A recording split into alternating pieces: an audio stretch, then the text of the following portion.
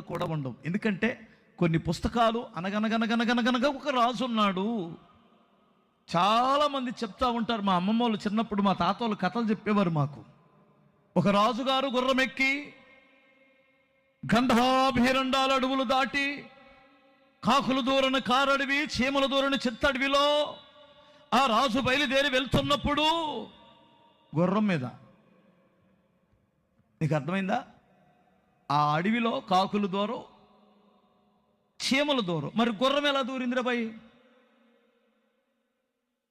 ఎంత అబద్ధం అంటే ఆడి మైండ్ అప్పుడే సాతాను గడు దొంగిలిస్తాడు.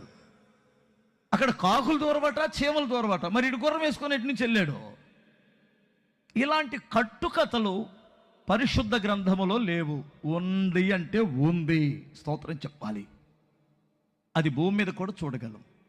ఈ మాటలు చాలా అద్భుతమైనటువంటి మాటలు గనక మీరు జాగ్రత్తగా వింటే మీ శరీరమునకు, మీ ఆత్మకు, ప్రాణమునకు బలం వస్తుంది. నేను